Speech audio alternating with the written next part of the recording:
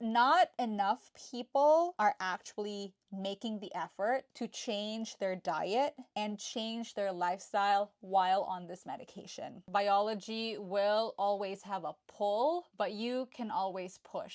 You are not just relying on the medication to solve all of your problems for you. The important thing, I think, is to use this time that one has on this medication to really build a life around managing their metabolic issues.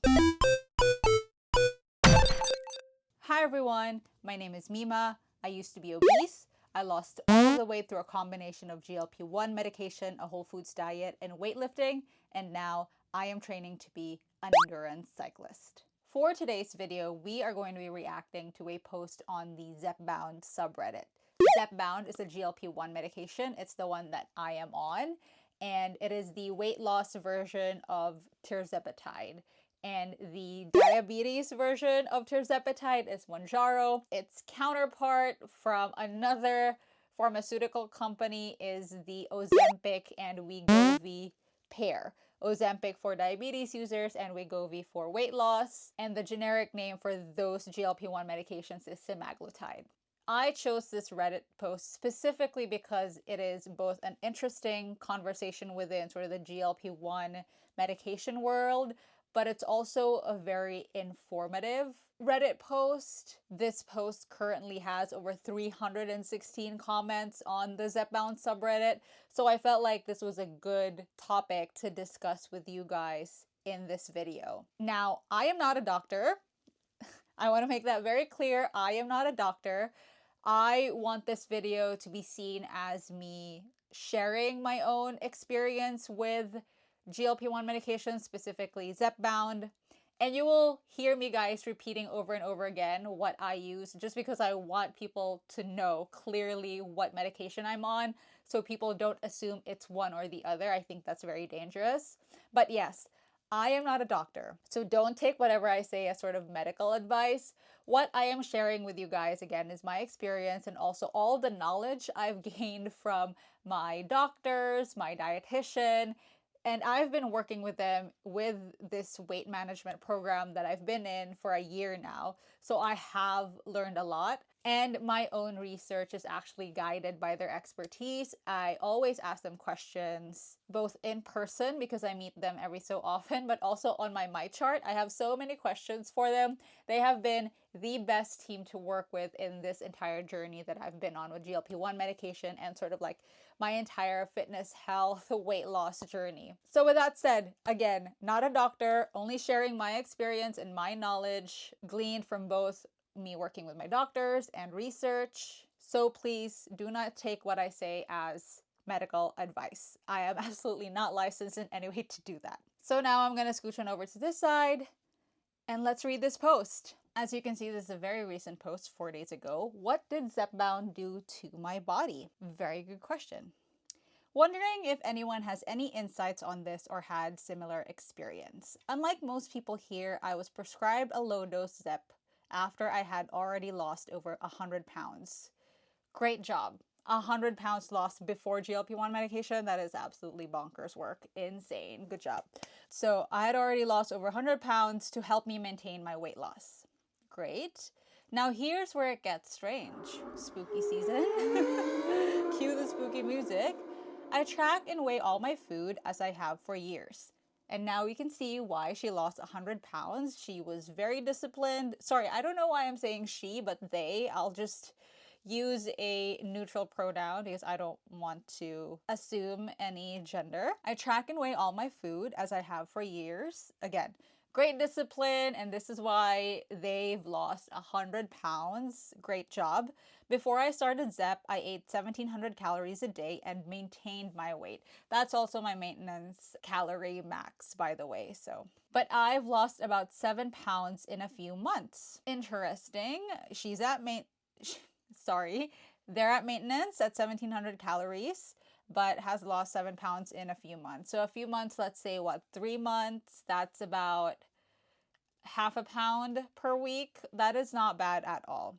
The important thing to note is I'm not eating less. I track and weigh all my food. I haven't changed my exercise. What could it mean? So before I read all the comments, I wanted to share a little bit more about my medical situation and why I started GLP-1 medication. I've actually talked a little bit about this in my introduction video and also a recent video that I put out, basically just being very open about how much I really disliked the way I looked when I was obese. So if you guys have the time, please do catch those videos to learn more about like my medical history and where my mental space was at when I started GLP-1 medication and, you know, why I started GLP-1 medication. I have actually had success before using a caloric deficit to lose weight. And the only problem with that for me specifically was that it was incredibly hard to sustain the weight loss and, you know, sustain being in a caloric deficit when the world opened up after the pandemic and I had to go back to traveling a lot for work. So it was last year during my health era when I saw all of my doctors in a span of like a month and a half that my obesity doctor, the one that I had gone to after deciding that I wanted to lose the weight, found out that I was actually insulin resistant. And that was honestly like not surprising, being insulin resistant given my genetic predisposition. I currently have family members who have type 2 diabetes. I have had family members who've died of type 2 diabetes. So it wasn't something that I was surprised to have, but that doesn't change the fact that I was pretty terrified of being insulin resistant and getting to the point of being type 2 diabetic, because I was already at that point as well, pre-diabetic. So again, the caloric deficit worked for me, like the basic math of it worked for me, but having insulin resistance meant that I actually needed to be locked in to CICO, being in a caloric deficit, calories in, calories out, like 100% of the time for it to continue working and for me to maintain my weight loss or continue losing the weight.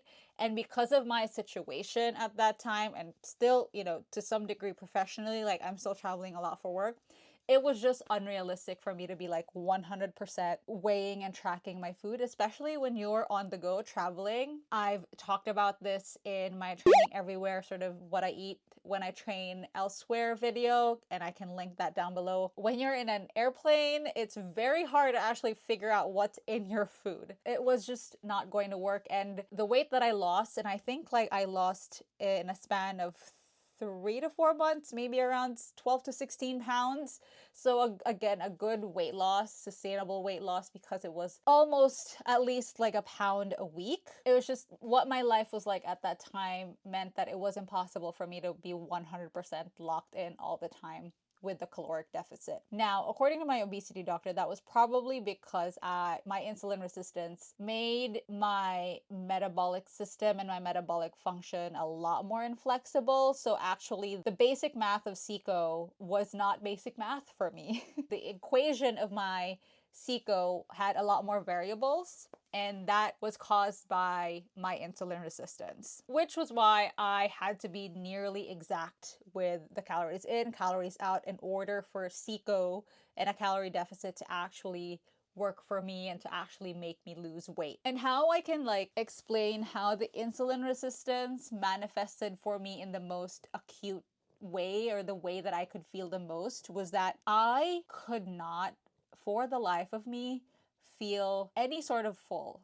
Like, it doesn't matter how much is on my plate. If my plate doesn't have carbs in it, specifically rice. I'm Filipino, so rice is like an entire food group in our culture. I could not feel full if I did not have like a huge amount of carbs in my meal. And after eating a meal with a huge amount of carbs, the fullness wouldn't last very long, because my insulin resistance made it so that my brain wasn't really sensing that I actually had enough fuel for my body, because I just had that large meal with all of those carbs. I guess very simplified manner of explaining it, and this is just me relating how my obesity doctor explained it to me, is that my pancreas now would release insulin in a slow and measured way, and the GLP-1 medication would also tell my liver that it should not be producing all of this glucose. It should not be dumping sugar into my body. It doesn't need to. And through that, I am able to have better satiety signals, hunger and fullness signals, and that actually helps make the caloric deficit work. It helps me actually lose the weight. And because I've lost the weight, my insulin sensitivity has improved a lot. So it's kind of like a cycle in that way. And the weight loss, I've lost 60 pounds since starting GLP-1 medications in September last year. And since, I've lost the weight, I have also been incredibly motivated to shape my life in a way that really helps me manage my insulin resistance through a whole foods diet and my fitness priorities, and that is through strength training and now endurance cycling. And that is why I am such a huge proponent of GLP-1 medication. It's really completely changed my life, and I've done a complete 180. It has been the best tool that actually has made me change my life. And with that said, with my story out of the way, let's look at the comments. I am not going to go through every single comment. Like I said earlier, there's over 300 comments in this particular post, but there are some pretty interesting ones that I think would be great to kind of dig deeper into, discuss. So let's see, shall we? This is the top comment here with over 1.2 thousand upvotes, and this person is a top 1% commenter. So let's see what they have to say. I'm a metabolic research scientist, MD. It means that Zepbound is acting in a manner that has been proven to act. All GLP-1 drugs enhance lipolysis and make it easier to access stored fat for energy. They make it more difficult to store fat. That means that the drug is normalizing your metabolic function. It is actually correcting your body's predisposition to overstore fat. And because it enhances lipolysis or increases fat burning, it is giving you better access to those calories for energy. You may continue to slowly lose over time without any adjustments to your calorie intake, because normally functioning metabolic systems, which you have as long as you continue to take this drug, use and process calories differently than dysfunctional metabolic systems. My insulin resistance was a dysfunctional metabolic, or was the reason why my metabolic system was dysfunctional. That is also why people who stop taking the drug after reaching their weight loss goal gain back the weight. Because when the drug is stopped, your metabolic function returns to its original dysfunctional state, paving the way for you to quickly and efficiently store fat, allowing you to survive famines and ice ages that no longer exist. Overall, this is a good comment. It is very, very, very close to the explanation that my obesity doctor had given to me when we started talking about GLP-1 medication. Of course, it is simplified, good for this kind of audience, right? I do take some issue with the last bit of this comment, which, is in the parentheticals, which is allowing you to survive famines and ice ages that no longer exist. I just don't believe that paints a full scientific picture of what's actually going on, like generally with metabolic dysfunction for the general population. There is good research now that shows that obesity is actually or largely polygenic, which means that it's a combination of many, many genes interacting with our environment, right? So you could be genetically predisposed to various illnesses like high cholesterol, type 2 diabetes, all of that stuff, and that those genes interact with the environment that we have, an environment which is actually full of really bad stuff for someone who's already predisposed to these various metabolically related illnesses like ultra-processed food and chemicals that disrupt your endocrine system. So it's not just like, here, you have this gene and you will be fat. It's not something that you can stop. It's more like, here's this very dangerous weapon in your body that's integrated in your genetic makeup, and the environment is very likely going to be pulling the trigger of that weapon, and that will cause you to be obese. Great explanation. So how do we fix our metabolic function, or can we? And Vegetable Onion replies, metabolic dysfunction is a permanent, lifelong condition. Hold that thought, because I don't really agree with that, and I don't think my obesity doctor would either. It is a chronic condition for which there is no cure. When I see the next poster say, nobody knows, that's not true. We know for a fact that there is no way to cure metabolic dysfunction. It can be treated with Zepbound, and to remain functioning at a metabolically normal level requires lifelong treatment. This is no different than having to take thyroid hormone every day for the rest of your life to treat an underactive thyroid. It is a chronic condition for which there is no cure or fix.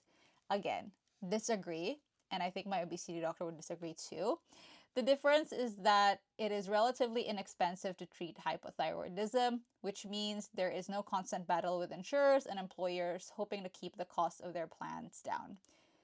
And I think that's largely more the fact that hypothyroidism medication has been around for a very long time, and the patents no longer are being owned solely by the pharmaceutical companies, so you can have generics already produced and they're very, very, very cheap. The longer that this medication, GLP-1 medication, I should say, is on the market and the more competitors create better drugs, then the cost is certainly going to come down. I firmly believe that if Zepbound costs what Synthroid costs, there would not even be a discussion. We'd be prescribing this stuff for everyone because it improves so many health issues. I would love that. I honestly would love that. I am very lucky that my insurance from my employer covers it, and I only have to pay a very, very minimal copay. But access has been such a huge part of why access has been such a huge part of why this medication has been so elusive and mysterious, and people talk about it like it's like a dark matter. And the fact that a lot of rich celebrities and rich people use it, that it seems like it is only accessible to the upper class, the 1%. So I totally agree and see where this person is coming from with this particular post. The only option at this point in time is a maintenance dose. It is extraordinarily rare that someone can drop weight and stop the drug and maintain the weight loss.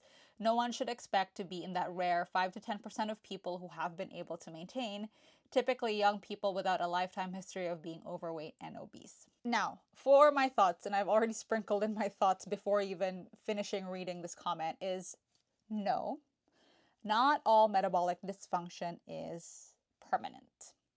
And I think that's something my obesity doctor would agree with and something that she has said to me before. So I would disagree with this research scientist here. I know that they are coming from a place of their own experience and research and fact, but now I feel like there is going to be differing opinions on this within the medical field. So as someone who's worked with my obesity doctor and we've been through a lot together, and she has been one of the best sources and advocates for me in this journey, I will definitely refer to her than to someone whose username is vegetable onion, even though I love onions. No, not all metabolic dysfunction is permanent.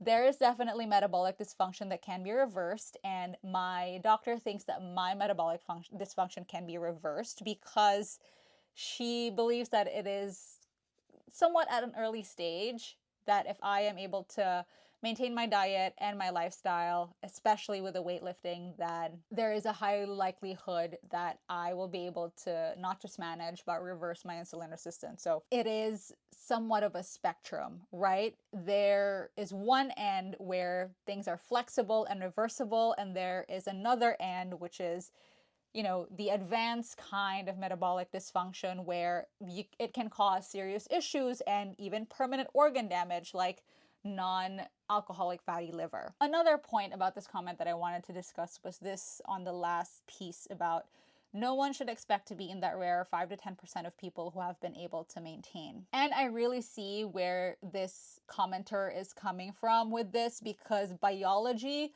especially those who have like crazy metabolic dysfunctions, like their body not being able to produce enough leptin, or like not being able to produce enough of the hunger or satiety hormones, like those are kind of like crazy metabolic dysfunctions that I think are actually really hard to reverse, right? But biology plays a really big role in how your body responds to weight loss, diet change, lifestyle change, especially when you get off the medication. However, there's a big however for me. More often than not, what I see in these subreddits and what is being discussed in these subreddits is that, and this is just my observation, it's not at all scientific or statistical, right? Is that not enough people are actually making the effort to change their diet and change their lifestyle while on this medication. And I'm just gonna, again, take myself as an example. I honestly,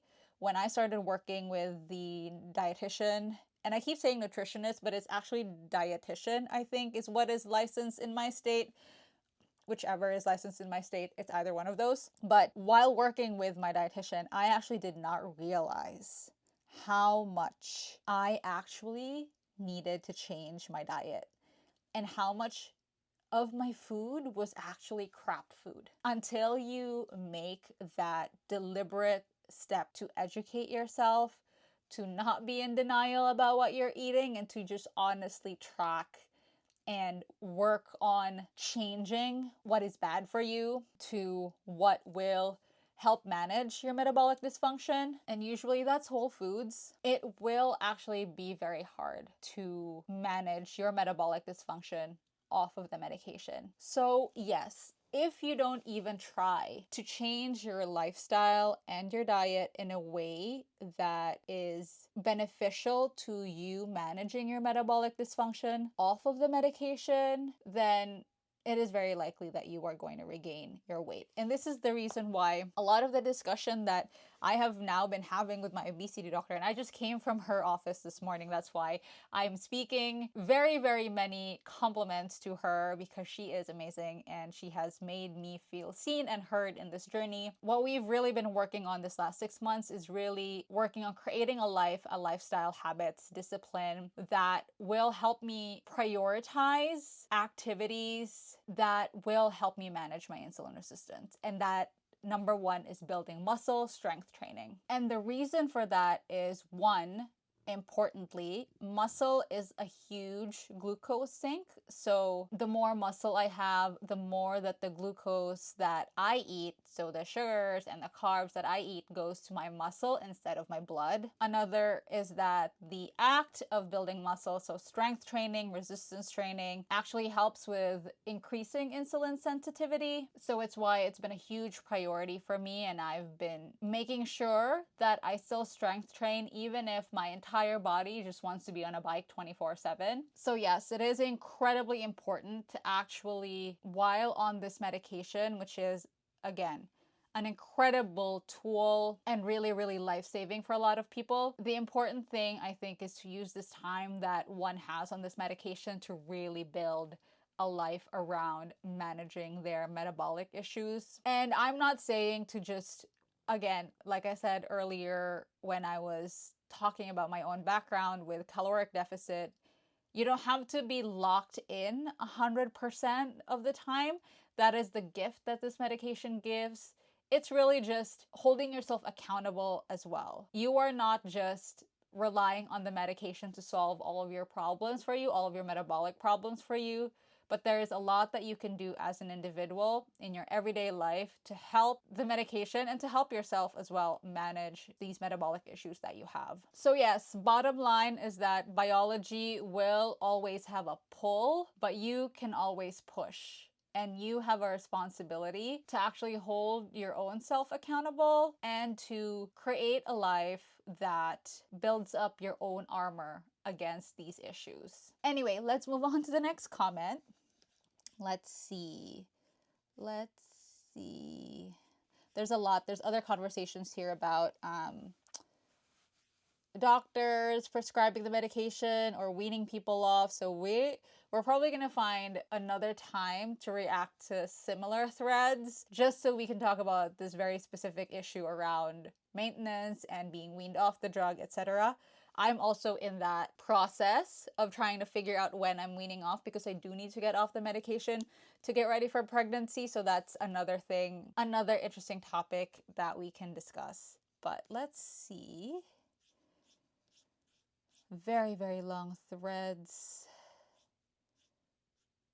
Okay, how about this one? I keep hearing that Zepbound works by delaying gastric emptying, which makes you eat less and then puts you in a caloric deficit.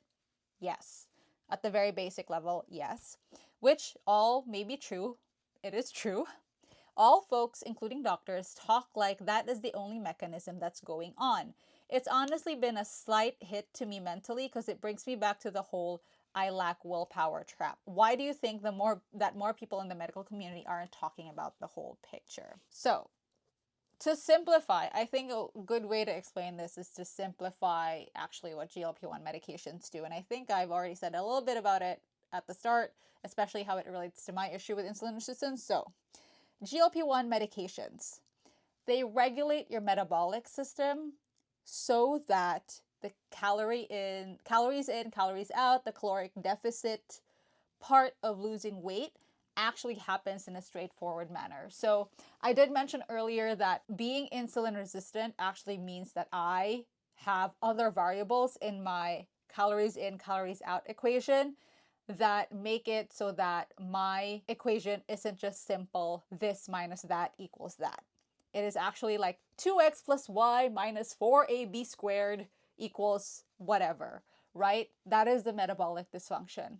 What GLP-1 medications do is that they take out all of those variables because it regulates the metabolic dysfunction and just simplifies it to basic math. This minus that equals that. So what happens is that you are losing weight because you're in a caloric deficit.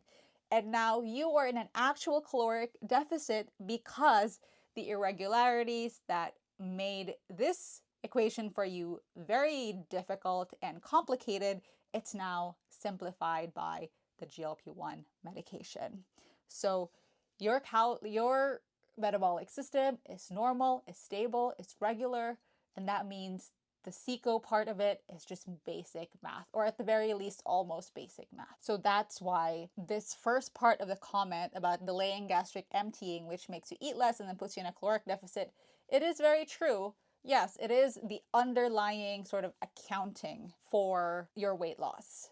But of course, there is this huge component to it in that the GLP-1 medication actually regulates all of the challenging, complicated, irregular parts of that equation so that it is very easy now to actually be in a caloric deficit. All right, let's go to one final comment from Denise Nike. Most people with chronic obesity have issues with their hormones. It makes it much harder to switch to fat burning between meals because usually their circulating insulin is still higher than normal. When insulin is high, it prevents fat from being released. You end up just tired. With the GLP-1 agonist, it makes it easier to burn fat and carbs at the same time. Your body basically has access to tap into body fat for energy due to its effects on insulin. That's also a good way to explain things. That makes sense, and this is the original poster. I have long suspected that something was wrong because I gained weight so easily and had to work extra hard and eat very, very little to lose weight. Even to maintain at these calories, I had to do a lot of exercise also. And the fact that she's saying that this poster is saying that, and they've said in their original post that they've lost 100 pounds, that is insane work. Absolutely great job to have been able to lose 100 pounds without medication and do all of this crazy hard work. It is insane. I really applaud this poster. But when I had hormones checked, they looked slightly off sometimes, but never enough for a doctor to be concerned or give me any diagnosis. And that's because it's really hard. There are only so few doctors that specialize in this kind of medicine. We never did this for me specifically because my obesity doctor saw it in sort of routine and semi-routine blood work. She saw my insulin resistance then. But there's actually even more exhaustive blood testing for different kinds of metabolic dysfunction. I have heard about blood testing where you come into the room fasting, they take your blood, and then they give you specific kinds of food and then test your blood again. And these are, these can be very expensive testing, so it's not really accessible to a lot of people, and that's why the general population, like when they go to their PCPs, they stop at a certain kind of blood testing, right? And that's usually like a lipid panel. So that's why I think the other commenter here says before GLP-1s there was no great way to treat metabolic dysfunction. Now this is a real treatment to a problem that has been around for a long time. Thank you. There are so many people in this sub who believe that Zepbound's only mechanism is to make you consume fewer calories, that it only works because of CECO. Again, CECO is the fundamental basic accounting But what Zepbound does, what GLP-1 medications do, is that they take away all of the very complicated and irregular variables in that equation so that your CICO, your caloric deficit, is actually like very almost the basic simple math. I just want to scream that people can still have such a simplistic understanding. I eat exactly the same amount I did before. I was slowly gaining at 1800 calories a day with a TDE of 2800. And now the weight is falling off, but people tell me I've just been tracking wrong before. It could also be that too. And these TDEE calculators can be very inaccurate. So that's why there is this thinking in the fitness community that you start with a specific set of numbers, so intake of this and TDE of this, and actually really track everything very diligently so that you can keep manipulating and adjusting and see what your actual TDEE is. And actually that was a big part of me doing the 100% lock-in of CICO, caloric deficit, when I lost the weight a few years ago, those 12 to 16 pounds. But that is not sustainable for a lot of people who have jet-setting lifestyles like myself. I don't know how to put it, really, like really busy lifestyles where you could be called up in a moment's notice and say, hey, you have to go all the way to South Korea to work. And, you know, like that disrupts your routine and disrupts your sleep and all of those things. So yeah, there's a lot of factors, and what the GLP-1 medication does is really just simplifies everything for you, and it makes it so that losing the weight is actually not your second full-time job. It makes it so you can actually have a life and have space for you to make all of these changes that you need to get yourself to a much, much healthier space, right? And that is what the GLP-1 medication did for me. That is what Zepbound did for me, and I am a completely different person with a completely different life now because of it. And of course, it also took the entire medical team that I have behind me to actually help and push me through this process, and as well as my husband, who supported me and egged me on. But a lot of it also really has to come from you. So anyway, I'm going to end it there. I think this was a great discussion about GLP-1 medication, how they work, the mechanisms, and what they really do to you and to your bodies. Overall, like I said, I'm a huge proponent of this medication, which you should be doing through the guidance of a doctor or a team or a program. I don't believe anyone should be taking this alone, especially for people like me. I have had so many questions. Like, I mentioned this earlier, like if you see my chart messages to my doctors and my nutritionists and all of that, like they were crazy. They are still crazy now. They're a lot less, but yeah. I just wanted to learn as much as I could. And I feel like anyone who gets on this medication should learn as much as they should about this medication, because it's your body, it's your health, and it's your future. With that said, thank you. Thank you so much for joining me, for joining this discussion. Let me know what you think. Let me know if you have any more comments about GLP-1 medication or questions about how they work that you don't think was answered here, and then we can discuss. I might even put it in as a question for my doctors in my chart. So I'll see you in the next video. But till then, happy writing.